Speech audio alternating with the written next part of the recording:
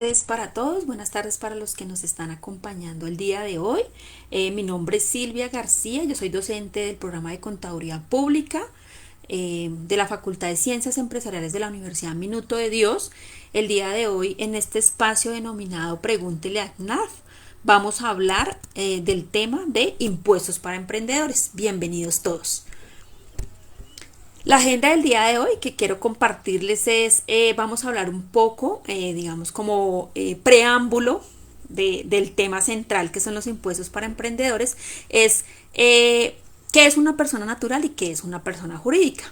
Adicional a eso, mirar un poco como cuáles son esas, digamos, ventajas o desventajas, cuáles son los pasos para formalizar una empresa en Colombia, ¿cierto? Importantísimo para los emprendedores que tienen allí su idea innovadora, entonces es necesario que, digamos, tengamos claro cuáles son esos pasos para formalizar nuestra empresa, ¿cierto? Ante las diferentes entidades que, digamos, se requiere.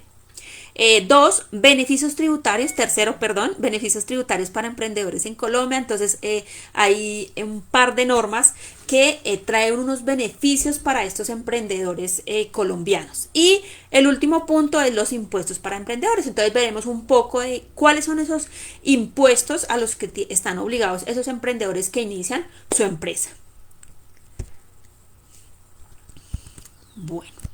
Entonces, iniciando un poco nuestro tema, ¿cierto? Entonces, traigo a colación el tema de persona natural y persona jurídica. Entonces, recordemos un poco que cuando nosotros estamos allí con esa idea que queremos empezar una empresa, ¿cierto? Entonces, la primera pregunta que digamos que tenemos que hacer es, bueno, ¿vamos a formalizarnos como una persona natural o vamos a ser una persona jurídica? Entonces, ¿qué es una persona natural? ¿Cierto? Entonces la persona natural, digamos que es una persona, digamos, es cada uno de nosotros que ejerce una actividad de manera habitual y profesional, a título personal, ¿cierto? Entonces cada uno de nosotros es una persona natural. ¿Y qué es una persona jurídica? Entonces una persona jurídica es una persona ficticia, ¿cierto? Porque es, digamos, que una empresa, veámoslo así, capaz de ejercer unos derechos y contraer unas obligaciones. Y pues tiene una representación, digamos, legal. ¿Mm? Adicional a eso, que va a tener una figura dependiendo del tipo de sociedad que se cree. Entonces acá, digamos, en Colombia tenemos muchos tipos de sociedades. Entonces, dependiendo de las necesidades, de los socios, del capital, ¿cierto? Vamos a hacer esa formalización de esa sociedad. Entonces podemos ser una sociedad limitada, podemos ser una sociedad anónima, una colectiva, una comandita simple, una sociedad de acciones simplificada, ¿cierto? Una empresa asociativa incluso de trabajo, o sea, hay diferentes formas de crear esa persona jurídica. Entonces, es importante, digamos, establecer, eso es lo primero que necesitamos aclarar, de, bueno, vamos a ser persona natural, persona jurídica, ¿cuáles son las ventajas y las desventajas? Listo, yo soy una persona natural y muy seguramente para iniciar, ¿cierto? Mi actividad económica o esa actividad que yo voy a desarrollar, digamos que los protocolos o los lineamientos que yo tengo que realizar para formalizarme son muy sencillos, porque pues básicamente que no voy a crear como tal una empresa, sino soy yo en nombre propio que voy a ejercer esa actividad. Entonces, básicamente que acá lo que tenemos que hacer es dirigirnos a la Cámara de Comercio, hacer el registro pues de nuestra, digamos, de nuestro nombre normalmente, ¿cierto? Como para tener un poco de formalidad. Y poder tener, digamos que no estamos obligados a facturar, ¿cierto? Ya vamos a ver un poco más adelante ese tema de cuándo soy responsable de IVA, cuándo no soy responsable, ¿cierto? Porque si soy persona natural y vengo ejerciendo una actividad y resulta que llego a un tope, ¿cierto? De ingresos, pues ya tengo que conformarme como una persona jurídica responsable del IVA. Entonces es importante tener claro todos esos parámetros. Persona natural normalmente son, digamos, los trabajadores independientes o los profesionales independientes que ejercen una actividad, normalmente se crean como una persona natural. ¿Cuáles son de pronto las desventajas de una persona natural? Y es que no podemos tener como el acceso, o no es tan fácil el acceso, por ejemplo, a un crédito, ¿cierto? Porque digamos que no vamos a tener como tal una empresa con una trayectoria, con una vida, digamos, que ha tenido una vida comercial, ¿cierto? Que ha tenido unos proveedores, que ha tenido unos clientes, entonces una persona natural de pronto allí tiene un poco más de dificultades. Algunas empresas exigen que, digamos, cuando vendemos nuestros bienes o servicios, la persona que facture sea una persona jurídica, ¿cierto? Entonces digamos que allí encontramos un poco de estas desventajas que podía tener una persona natural. Una persona jurídica, entonces ya hablábamos que es una persona ficticia, ¿cierto? Con una representación, entonces es cuando se reúne un grupo de personas y forman una sociedad, a esa sociedad le colocan un nombre, ¿cierto?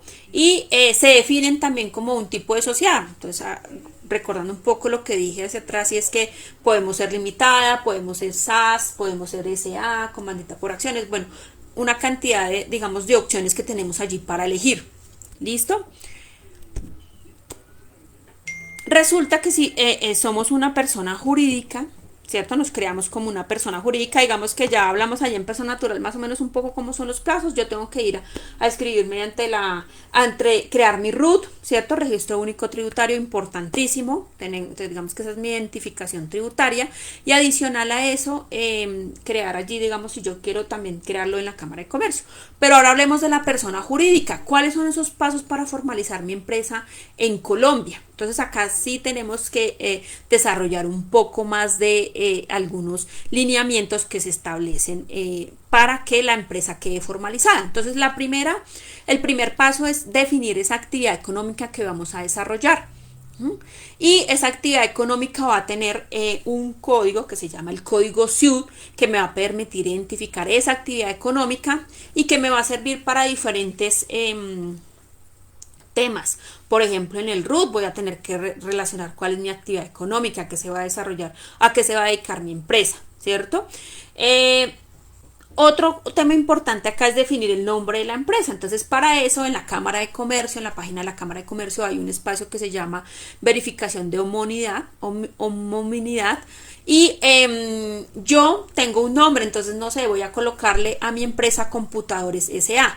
Puedo ir a verificar si hay otra empresa ya creada con ese nombre, o todas las empresas, por ejemplo, que tengan dentro de su nombre computador, es decir, que no puedo tener el mismo nombre de otra empresa, ¿cierto? ¿Por qué? Por temas legales. Por ejemplo, no me puedo llamar Éxito, ¿cierto? Porque ya hay una empresa que tiene un nombre comercial, Éxito, entonces puedo incurrir en que digamos, pues estoy haciendo uso de ese nombre que ya tiene otra empresa, y pues se puede incurrir en demandas. Entonces, por eso es tan importante verificar ese nombre de esa empresa.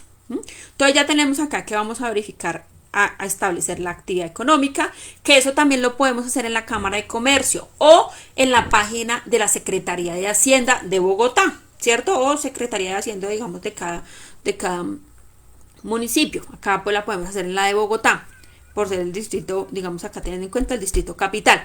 Entonces allí va a haber un listado de todas las actividades económicas que se pueden ejercer, ¿cierto? Y establecidas allí con su código. Entonces allí podemos dar la búsqueda de esa actividad económica. Nombre de la empresa y tipo de la empresa, lo que les decía anteriormente. Entonces, bueno, ¿cómo nos vamos a crear? Como una SA, como una SAS, como una limitada. Entonces, digamos, esa diferencia de tipo de sociedades más como para responsabilidades, número de socios, ¿cierto? Es como más para temas legales que para temas, por ejemplo, tributarios, porque si soy persona jurídica casi que siempre voy a tener las mismas responsabilidades, que ya lo vamos a ver un poco más adelante. ¿Listo? Después de definir estos elementos, voy a ir ante las entidades de registro de las empresas. ¿Cuáles son esas? Entonces tenemos la Cámara de Comercio y la DIAN. Entonces en la DIAN tengo que ir a registrar algo que se llama el PRERUT, ¿cierto? Entonces voy a colocar mis datos, el nombre, la razón social de la empresa, que ya lo definí, ya verifiqué que no hay otra empresa con el mismo nombre. Voy a establecer la dirección donde me pueden hacer notificaciones, el correo, el teléfono, representante legal, ¿cierto? Algunas empresas es necesario realizarle una escritura pública, por ejemplo la CCA, ¿cierto? Entonces hay que hacer una escritura y hay que irla a registrar ante una notaría, y luego de la notaría entonces sí vamos a la Cámara de Comercio para hacer el registro. digamos que acá en la DIAN entonces hacemos el registro del pre-root, digamos que establecemos allí, involucramos esa actividad, ese nombre, la dirección, bueno, los datos de contacto, ¿cierto? Es muy importante tener el RUT porque es el registro único tributario, digamos casi que es mi cédula tributaria, por decirlo así, de la empresa. Entonces allí me van a poder identificar. Si tengo el RUT, digamos que estoy creado tributariamente en Colombia, entonces es por eso tan importante el RUT. Después de hacer el RUT, entonces voy a ir a la Cámara de Comercio ya a finalizar, digamos, como este proceso. Allí voy a encontrar, digamos, un tema tengo que diligenciar unos formularios para hacer la creación, me van a pedir igual unos datos y adicional a eso voy a tener que pagar un valor por hacer ese registro. Ante la DIAN no tengo que pagar ningún valor, pero ante la Cámara de Comercio sí hay unos topes, un valor de acuerdo al capital, ¿cierto? Cuando nos reunimos allá y decidimos que nos íbamos a hacer una sociedad, entonces cada uno aportó un valor de capital y dijimos nuestra empresa la vamos a iniciar con 10 millones, un ejemplo. ¿Qué pasa? Entonces voy a la Cámara de Comercio y le digo, bueno, mi empresa la voy a iniciar con 10 millones de pesos. Este valor de los 10 millones de pesos, entonces allí la Cámara de Comercio establece una tabla de rangos de activos, valor de activos, y allí me va a hacer un cobro por ese registro ante la Cámara de Comercio. Posterior a eso, entonces, ¿qué vamos a hacer? Digamos que después de tener el registro del RUT, tener nuestro registro de la Cámara de Comercio, allí podemos solicitar algo que se llama el certificado de existencia y representación legal, que quiere decir que la empresa está formalmente constituida y está ahí registrada ante la Cámara, ante el registro de comerciantes, ¿cierto? El registro mercantil, que es la Cámara de Comercio. Entonces, también para muchas, digamos, temas, actividades, me van a solicitar, digamos, esos documentos, el RUT y la Cámara de Comercio. Después de hacer, digamos, estos trámites, entonces voy a concluir o voy a seguir con mi proceso de formalizar mi empresa con otros aspectos, como cuáles, por ejemplo, creación de una cuenta bancaria. Entonces es importante que la empresa tenga una cuenta bancaria, ¿cierto? Digamos que independiente de las cuentas que tengan los socios. ¿Para qué? Para darle un mejor manejo, una claridad al manejo de las finanzas de la organización, de los dineros. Allí en la cuenta bancaria, pues digamos que cada uno, si el aporte es en dinero, pues tendríamos que aportar allí nuestro dinero, ¿cierto? Tenemos que emitir algo que se llama la resolución de facturación. Si yo soy una persona jurídica, entonces es necesario que vaya ante la DIAN y les diga, bueno, señores DIAN, voy a empezar a facturar, necesito que me habiliten una numeración de facturación. En este momento estamos hablando de algo que se llama también la facturación electrónica. Entonces, hay que hacer, digamos, unos temas, creo que en días pasados, en otro espacio también de Pregúntele al NAT, se habló de la facturación electrónica, que es algo también que viene, digamos, una nueva apuesta de la Dirección de Impuestos y Aduanas Nacionales para el tema de optimizar, digamos, todo este tema de facturación de las diferentes empresas acá en Colombia. Entonces tengo que ir allá a la DIAN, formalizar como esa resolución de facturación y esa resolución la tengo que tener en mi factura, ¿cierto? Empezar a llevar mi contabilidad, entonces digamos revisar el tema de cómo quiero llevar mi contabilidad, si a través de con un software contable, qué tipo de software contable, ¿cierto? Normalmente acá pues voy a necesitar la ayuda de un contador para que me pueda ayudar a diligenciar todo este tema o a establecer y a tener claridad de todo este tema de la contabilidad. ¿Listo? Entonces básicamente que acá tenemos esos aspectos. Es importante tener en cuenta acá que, por ejemplo, si yo voy a empezar mi empresa, ¿cierto? Pero voy a contratar algunas personas adicionales que me van a ayudar en diferentes actividades. Entonces acá tengo que hacer cumplir otro tipo de requisitos, como son afiliarme, por ejemplo, a una EPS, a una caja de compensación, a un fondo de pensiones, ¿cierto? Porque muy seguramente como empresa voy a tener que empezar a cotizar para mis trabajadores todo lo que es la seguridad social y para fiscales. Entonces es necesario también incluir todo ese tema. Otra cosa que hay que tener en cuenta acá es si voy a tener un establecimiento de comercio abierto al público. Entonces vamos a realizar una venta de computadores y efectivamente vamos a tener un establecimiento de comercio. ¿Qué pasa acá? tengo que hacer la inscripción ante la Cámara de Comercio también de ese establecimiento de comercio. Y adicional a eso, más adelante vamos a hablar de algo que se llama el impuesto de avisos y tableros, que viene involucrado allí con el tema del impuesto de industria y comercio, ¿cierto? Entonces acá, porque voy a tener un aviso, ¿cierto?, difundiendo la información de mi empresa. Entonces es necesario que haga, digamos, también ese registro. Adicional a eso, entonces voy a tener que, bueno, escribirme ante estas entidades, dependiendo del tipo de organización. Entonces muy seguramente voy a tener que solicitar otros permisos si tengo un establecimiento de comercio. Entonces, por ejemplo, que bomberos, que la Secretaría de Salud, por ejemplo, si es un tema de manejo de alimentos, los certificados, digamos, que tengan las personas de manejo de alimentos, sanidad. Todo eso también es necesario tenerlo en cuenta. Saico y Asimpro.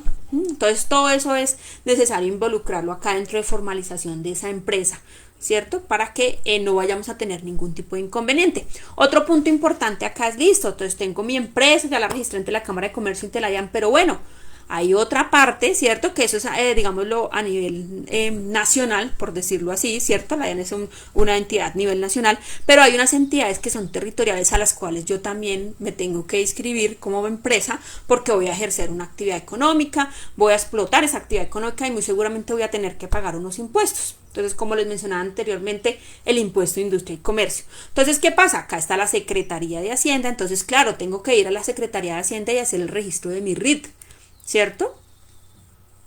Registro de identificación tributaria. Entonces tengo que ir lo mismo allá a la Secretaría de Hacienda y decirle, señores, creé esta empresa que se llama Computadores S.A., por ejemplo, y voy a desempeñar o desarrollar esta actividad económica, código SIU, ¿cierto? Tengo que ir a hacer ese registro. Entonces, miren los diferentes temas y etapas que tengo que tener en cuenta para formalizar la empresa en Colombia. Beneficios para emprendedores en Colombia. Entonces, antes de entrar en el tema de nuestro tema central de impuestos, quiero hablarles un poco de esos beneficios para emprendedores en Colombia. Entonces, la ley de financiamiento 1943 de 2018, después crecimiento económico 2010 del 2019, trae un tema de unos beneficios para emprendedores, pero es importante, digamos, reconocer y establecer que esos beneficios son para unas actividades económicas especiales. ¿Por qué? Porque el gobierno del actual presidente, digamos que le hizo una apuesta a algo que se llama la economía naranja, ¿cierto? Es, digamos que aquí en esta ley de crecimiento trae un tema de un beneficio tributario fuerte para, digamos, los emprendedores de la economía naranja. ¿Y qué es la economía naranja? La economía naranja es toda esa industria que se dedica, digamos, al tema creativo. Entonces, el arte, cultura, temas creativos, artísticos, ¿cierto? Entonces, aproximadamente son 26 actividades económicas contempladas dentro de la norma, ¿cierto? Que van a tener ese tipo de secciones. ¿Cuáles son esas secciones? Entonces, por ejemplo, hablamos de que van a tener una sección de 7 años en el impuesto de renta, que van a tener una reducción también de esa tarifa. Adicional a eso van a tener una deducción en el impuesto de renta de los gastos en IVA, de la inversión en capital y de los pagos de industria y comercio. Digamos que ahí tienen varias cositas importantes para las empresas que se creen con, digamos, bajo estas actividades económicas. Entonces, en la ley de crecimiento económico, la ley 2010 de 2019, pueden consultar esas actividades económicas, que allí tenemos unos beneficios para todo este tema de la economía naranja. Hay otra norma que se llama la Ley de Emprendimiento Juvenil, ¿cierto? Que es la Ley 1780 del 2016, que busca también promover la creación de empresas, de empresas jóvenes, con personas jóvenes. Entonces, acá también tenemos unas excepciones. ¿Y cuáles son esas excepciones? Que la primera renovación de la Cámara de Comercio, ¿cierto? No tenga costo. Adicional a eso, que, por ejemplo, los pagos a aportes a cajas de compensación para los digamos los trabajadores que tengan entre 18 y 28 no se tenga que pagar ese valor. Entonces allí tenemos también esos beneficios. Hay unos requisitos que cumplir y en la anterior, en la ley de financiamiento también se deben cumplir unos requisitos. Entonces, por ejemplo, la ley de financiamiento habla para todo el tema de la economía naranja y es que se deben iniciar actividades antes del 31 de diciembre del 2021, ¿cierto? Que esas actividades estén reglamentadas dentro de las 26 que les comenté, que se pueda generar mínimo tres empleos y que tenga una inversión de por lo menos 4.400 VTs. Entonces hablamos de aproximadamente la VT para el 2020, estamos en 35.607, ¿cierto? Por 4.400, hablamos más o menos de 156 millones, un aproximado, ¿no? La ley de emprendimiento juvenil, que esa es una ley, digamos, que tenemos allí en la Cámara de Comercio, entonces también hay que tener en cuenta unos requisitos. Esos requisitos son, por ejemplo, que no debe tener más de 50 trabajadores, que los activos totales de la empresa no deben ser más de 5.000 salarios mínimos legales vigentes, si es una persona natural debe estar entre 18 y 35 años, ¿cierto? Y adicional a eso, si es una persona jurídica que se crea, también los socios, por lo menos uno debe tener edad entre 18 y 35 años. Y pues obviamente los documentos ahí adicionales que se requieren para poder hacer la inscripción de la Cámara de Comercio. Entonces miren que acá tenemos unos beneficios que pueden, digamos, ser interesantes a la hora de ser emprendedores digamos, acá en Colombia.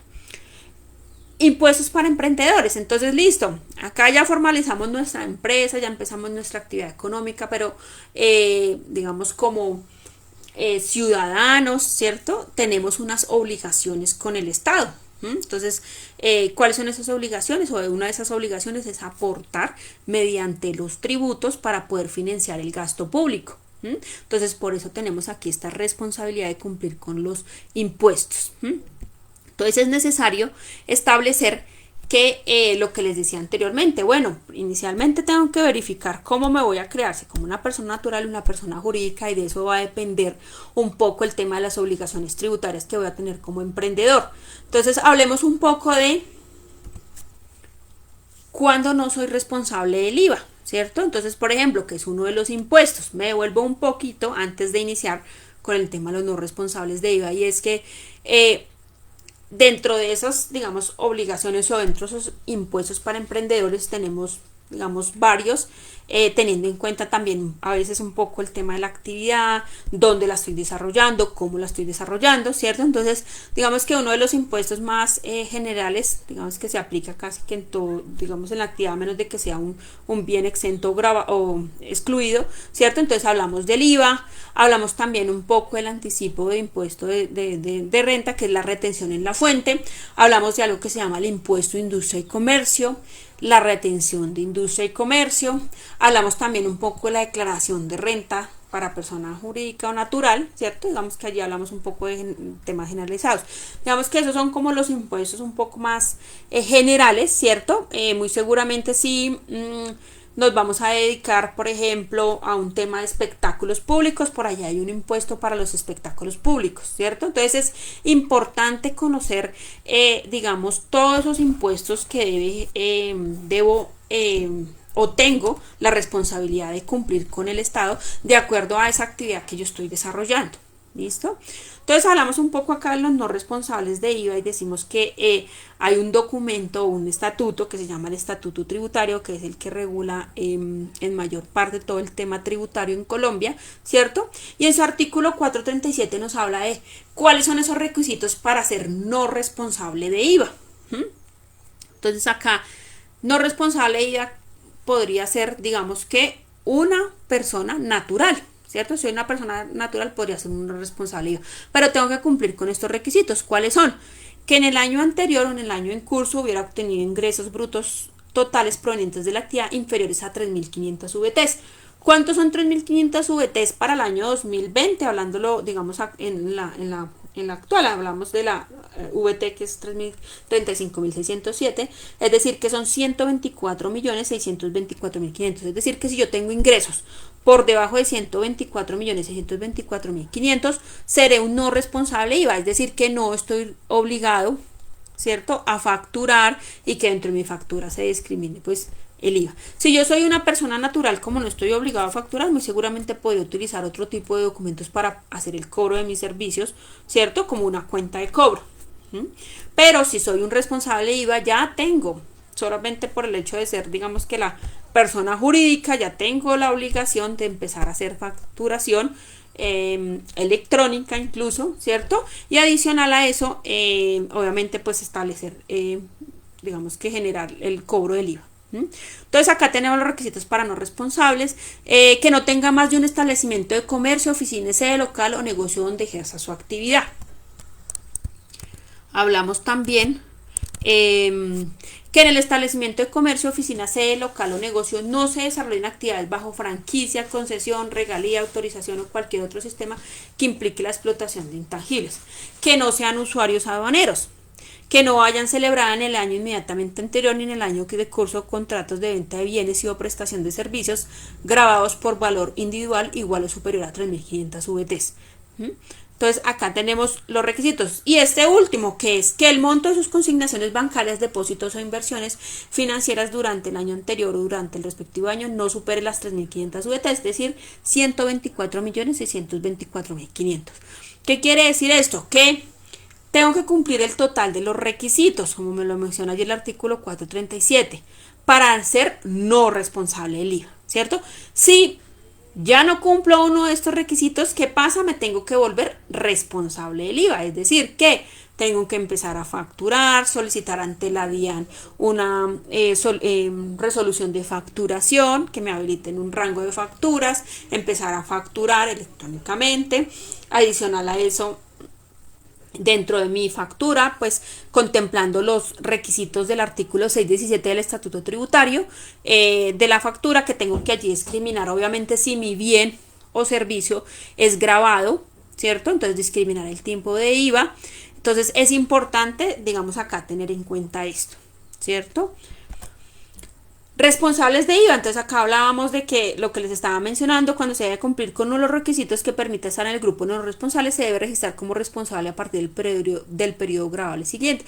Entonces acordemos acá también un poco de el tema del IVA. Entonces es importante verificar ese bien o servicio, qué tipo de tarifa tiene. Nosotros acá en Colombia tenemos la tarifa general del 19%, pero tenemos una tarifa diferencial del 5% para algunos servicios y también para algunos bienes. Adicional a eso también tenemos otro tipo de bienes que son excluidos y que son exentos, ¿cierto? Entonces es necesario que yo vaya a verificar, bueno, ¿cuál es mi actividad económica?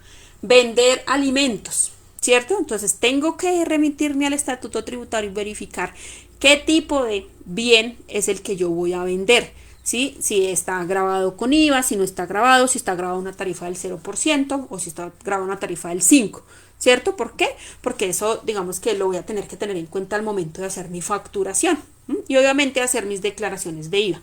Otro aspecto importante acá en el IVA es que se tiene que tener en cuenta que hay dos tipos de, digamos, de declaraciones, una declaración bimestral y otra cuatrimestral, teniendo en cuenta, digamos, el valor de los ingresos, ¿cierto? Entonces acá es un poco, digamos,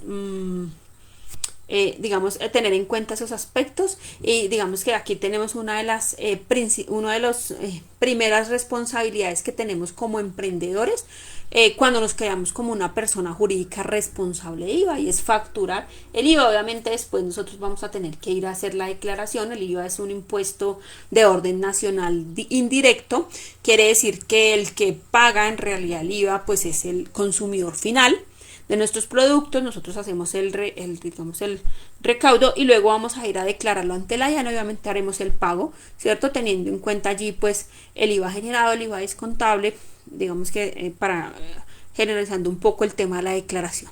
¿Listo? Entonces acá tenemos uno de estos primeros impuestos. ¿Listo?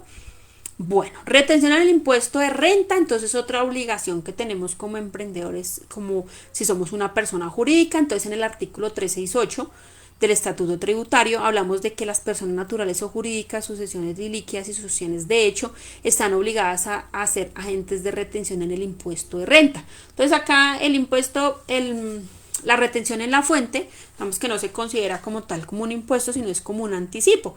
¿Listo? Yo soy una persona jurídica, entonces tengo que practicar la retención cuando alguien me preste un servicio, un honorario, un arrendamiento o yo compre algún tipo de servicio, voy a practicar una retención en la fuente, ¿cierto? Resulta que esa retención en la fuente que yo le practico a esa persona o a esa empresa, pues en realidad no es un impuesto, sino va a ser un anticipo para la declaración de renta de esa persona, ¿cierto? Entonces, más adelante yo le tendré que hacer un certificado, ¿cierto?, de retenciones a esa persona diciéndole por el concepto de compras, por ejemplo, sobre una base de 500 mil pesos le hice una retención del 2.5%, ¿cierto? Entonces ahí está establecida una tabla, ¿cierto? Que normalmente digamos, cada año se actualiza porque, digamos, hay unas bases para practicar esas retenciones, y adicional a eso hay que tener en cuenta que la base está sobre las VT, si la VT cambia cada año.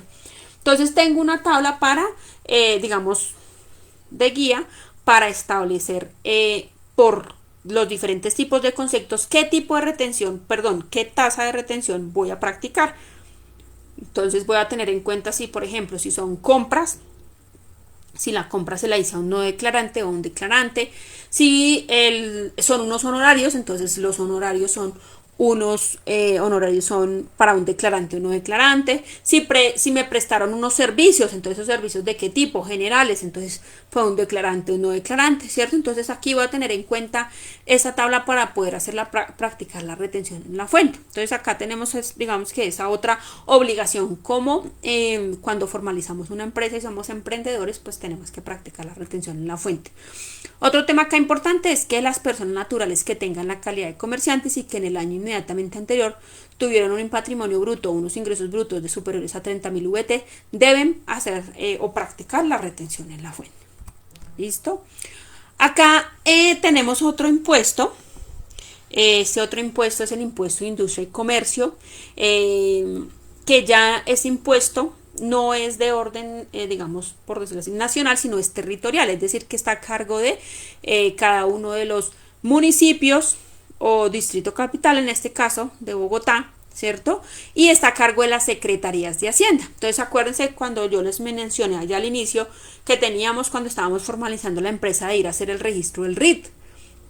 Entonces hacemos el registro del RIT ante la Secretaría de Hacienda, ¿cierto? Hacemos nuestra inscripción como contribuyentes, y adicional a eso lo que estamos haciendo también es diciéndoles vamos a empezar a declarar nuestro impuesto de industria y comercio, a practicar unas retenciones de ICA y a pagar también un tema de avisos y tableros, el impuesto de avisos y tableros.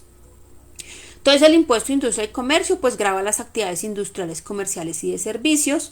Acá es importante tener en cuenta ese código SIU que yo ubiqué como mi actividad económica. ¿Por qué? Porque ese código SIU tiene una tarifa y esa tarifa es la que yo voy a pagar como impuesto de industria y comercio. Entonces acá en el impuesto de industria y comercio lo que yo voy a hacer es establecer cuáles fueron los ingresos de mi periodo, ¿cierto? Acá también tenemos que tener en cuenta que hay una presentación, se puede hacer anual o bimestral, y voy a tomar los ingresos del periodo que corresponda, ¿cierto? Y voy a empezar a aplicar, obviamente menos las devoluciones de bajas y descuentos. Si tuve unos ingresos que no generé, por ejemplo, acá en Bogotá, sino los generé en Medellín, voy a tener que ir a Medellín allá a declarar mi impuesto de industria y comercio. Y acá en Bogotá, entonces, voy a pagar, listo, acá hice la explotación de mis actividades comerciales, por ejemplo, porque vendí computadores, ¿cierto? Y adicional a eso, voy a aplicarle a esos ingresos la tarifa que les corresponde a mi código SIU, que puede ser desde el 4.14 por mil, ¿cierto? Hasta el 11.09 por mil. Digamos que ahí tenemos diferentes tarifas. 6.9, 9.69, bueno, hay diferentes tarifas allí que tenemos que ubicar y establecer allí en la Secretaría de Hacienda o en la Cámara de Comercio, lo que les decía, buscando el código SIU para poder establecer ese código, sí, esa tasa. ¿Listo? Entonces acá tenemos este tema de impuesto de industria y comercio, también es una obligación, digamos, cuando empezamos una empresa, cuando formalizamos un negocio, una idea de negocio con nuestros, digamos, es una responsabilidad que tenemos pues contra nuestro estado. Retención de ICA, entonces también nosotros tenemos que practicar, ¿cierto? Algo que se llama la retención de ICA. Entonces sí, también, si nosotros digamos que opera de la misma manera que la retención en el impuesto de renta, ¿cierto? Entonces voy a establecer cuando compro servicios, cuando compro bienes, cuando alguien me presta unos honorarios, me presta unos servicios, arrendamientos, ¿cierto? Entonces, ¿qué pasa? Yo tengo que hacer o practicar la retención de ICA, pero ojo, acá hay que tener en cuenta es la territorialidad. Entonces, si la empresa a la que le voy a comprar está ubicada en Bogotá, puedo practicar la retención de ICA. Pero si esa empresa, por ejemplo, está en Medellín, que me va a prestar un servicio, no le puedo practicar la retención de ICA, ¿cierto? A menos que yo tenga un establecimiento de comercio allí en Medellín y pues haga allí, digamos, como la operación, allí sí puedo aplicarla. Entonces hay que tener en cuenta un poco acá ese tema de impuestos territoriales que, digamos, tienen ciertas limitantes con respecto a dónde se presta el servicio, cómo se presta el servicio. ¿Dónde podemos encontrar toda la información del impuesto de industria y comercio? En la página de la Secretaría de Hacienda. Hay otro tema acá y es el impuesto de avisos y tableros. Entonces resulta que cuando yo estoy pagando mi impuesto de industria y comercio, ¿cierto? Allí en el impuesto de industria y comercio yo tengo que liquidar algo que se llama el impuesto de avisos y tableros. ¿Qué es ese impuesto de avisos y tableros? Lo que les decía inicialmente. Entonces hice la apertura de un establecimiento de comercio cuando creé mi empresa, ¿cierto? Estoy iniciando mi negocio, soy un emprendedor, tengo mi idea de negocio y abrí un establecimiento de comercio. Resulta que ese establecimiento de comercio muy seguramente le voy a poner un aviso, ¿cierto? Para poder hacerle publicidad a mi negocio. Por digamos, el hecho de tener ese aviso expuesto al público, entonces yo tengo que pagar un impuesto, ¿cierto? ¿Cuándo pago ese impuesto? Cuando esté haciendo la declaración de impuesto de industria y comercio. ¿Listo? Entonces allí hacemos digamos, ese pago de ese impuesto de avisos y tableros, que es el valor allí tenemos una tarifa única que es del 15% sobre el valor del impuesto de industria y comercio, ¿cierto? Entonces allí liquidamos, digamos, dentro del formulario está la liquidación del impuesto de industria y comercio. Adicional a eso, tengo allí el espacio para liquidar el 15% de industria y comercio. Entonces allí tenemos como esos temas. Acá hay otro tema, digamos que no vamos a desarrollarlo, pues digamos así con todos los temas porque es un tema bastante largo. De hecho, pues todo el tema de los impuestos, este es como una generalidad que se hace porque el tema de impuestos pues es bastante amplio, tiene bastantes aspectos a tener en cuenta, y es el tema de la declaración de renta. Entonces hay que tener en cuenta que si soy una persona jurídica, si me creé como una persona jurídica, pues estoy obligada a presentar una declaración de renta anual. Y si soy una persona natural, también voy a tener que declarar renta, pero allí voy a tener unos topes, ¿cierto? Hay unos parámetros establecidos para verificar si debo o no, o estoy obligado a declarar renta. Entonces es importante tener en cuenta, digamos, estos aspectos. Otra cosa aquí, me devuelvo un poquito al tema de industria y comercio. Entonces yo también puedo, el impuesto de industria y comercio también, digamos, tiene u obliga a lo que es persona natural, a lo que es persona jurídica. Entonces persona jurídica, pues digamos que tiene que hacer su declaración de industria y comercio, y persona natural allí también sí tengo que tener en cuenta para, digamos, si estoy obligado también a presentar mi impuesto de industria y comercio. Bueno, entonces acá en el régimen simple de tributación, ¿qué pasa? El régimen simple de tributación es algo nuevo que nos trae la ley 1943, posterior la 2010 del 2019, ¿cierto? Entonces venía con un tema del Anteriormente había algo que se denominaba el monotributo, pero entonces eso digamos que era para los pequeños negocios, ¿cierto? Hablamos un poco de peluquerías, como tiendas de barrio, tenía yo unos requisitos, pero a raíz de la reforma entonces se cambió un poco este modelo y se creó lo que es el régimen de simple de tributación, que esa es otra opción, ¿cierto? Que tienen los emprendedores como para crearse. Y digamos acá trae un tema de unos beneficios, adicional a eso trae un tema de baja de actividad operativa con respecto a los impuestos, porque los consolida como en un solo formulario. Entonces este es, digamos que como un tipo de, digamos, de contribuyente, ¿cierto? Que puede ser una buena opción para los emprendedores. Entonces acá los requisitos es que sean personas naturales que desarrollen empresa, incluyendo profesionales, liberales o personas jurídicas de naturaleza societaria, cuyos socios o accionistas sean personas naturales residentes en Colombia, que en el año grabable anterior hubieran obtenido ingresos brutos ordinarios o extraordinarios inferiores a 80.000 VT, que cumplan las obligaciones tributarias de carácter nacional y local, ¿cierto? ¿Cuáles son esos beneficios del régimen de tributación simple de tributación? Entonces hablamos que las tarifas del régimen están entre el 1.8 y el 14.5 y su aplicación dependerá de los ingresos brutos y de la actividad empresarial desarrollada, es decir, son muy inferiores a las del impuesto sobre la renta. Es decir, que aquí tienen un beneficio con el tema de la renta, ¿sí? Ahora recordemos que entonces impuesto de renta venimos con la tarifa digamos del 33 y así digamos vamos a tener una disminución en los siguientes años, pero digamos acá el beneficio del régimen sin tributación es algo acá importante. Los ingresos constitutivos de ganancia ocasional, así como los ingresos no constitutivos de renta, no integran la base grabada del régimen simple de tributación conformada por los ingresos brutos ordinarios y extraordinarios. Mejora el flujo de caja, pues los contribuyentes no están sujetos a retenciones en la fuente ni están obligados a practicarlas a título de impuestos sobre la renta, salvo las de índole laboral o las del IVA. No generan cargas administrativas adicionales en la retención en la fuente, pues recordemos que la retención en la fuente allí cuando hablamos un poco pues es digamos que se debe declarar mensualmente, entonces allí digamos que tenemos un poco de ese tema.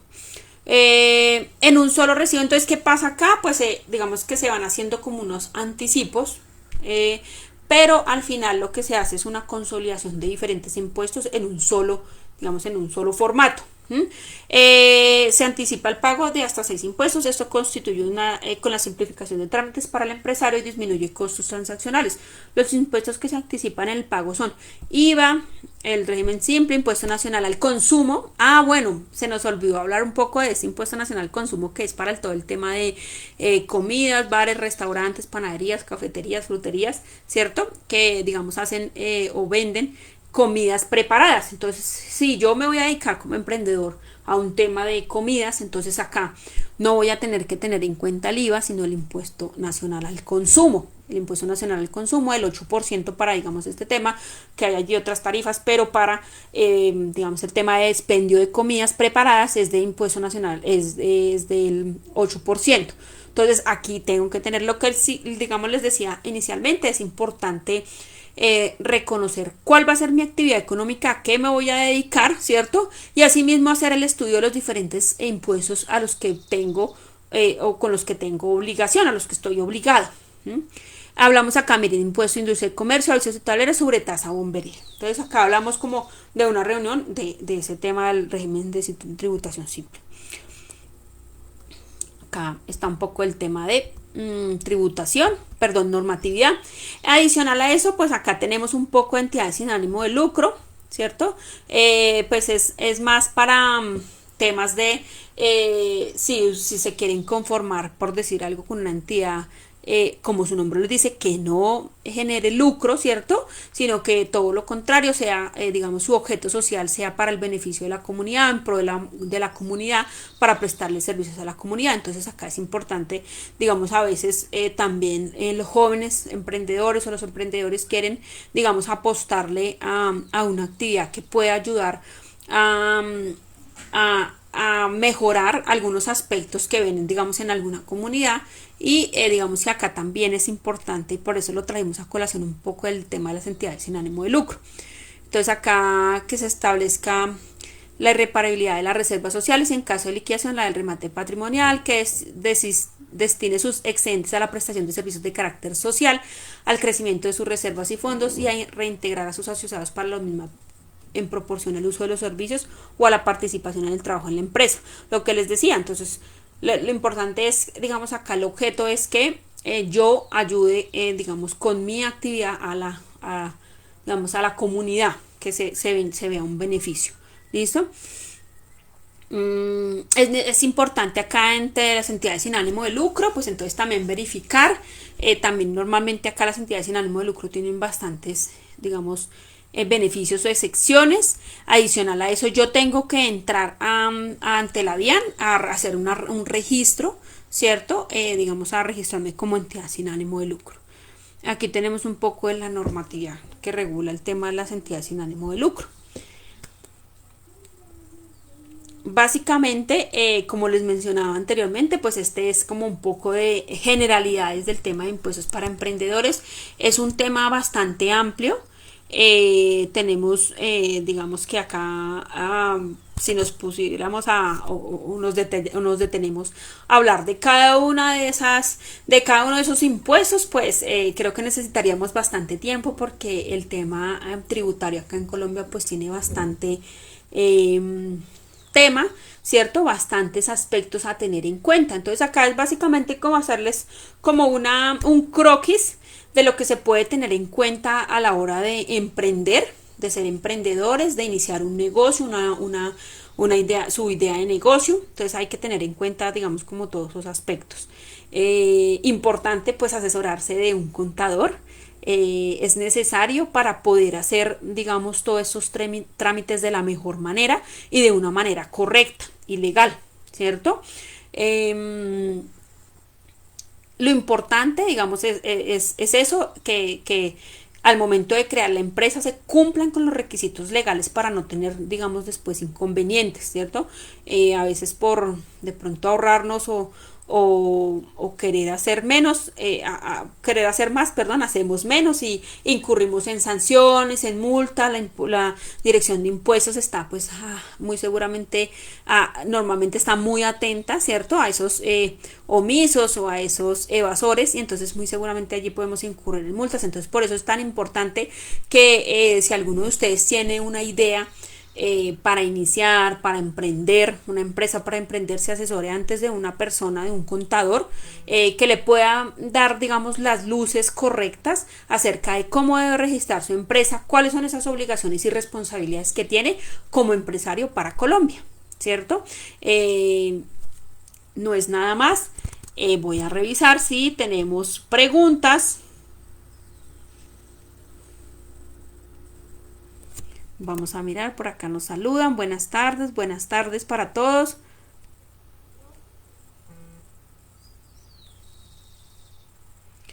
Claro que sí, Natalia por acá me dice que si podemos compartir la información por correo. Claro que sí. Buenas tardes a todos. Muchas gracias por su asistencia, por estar acá. Lo que le podamos colaborar, acá está el grupo, el núcleo de apoyo fiscal del programa de contaduría de la Facultad de Ciencias Empresariales. Digamos, acá hay un grupo de estudiantes a cargo de la profesora Carolina Castañeda, y ellos pueden prestar también mucha asesoría en el tema de, digamos, ustedes que quieren emprender un negocio, una actividad. Entonces acá también se les puede orientar, acá van a encontrar ese apoyo para lo que ustedes quieran o necesiten con referente, digamos, acá al todo el tema contable y fiscal. Entonces agradecerles su asistencia, su participación. Muchas gracias. Con gusto, Daniela, con gusto. Gracias. Que estén muy bien y nos vemos en una próxima ocasión. Feliz tarde para todos.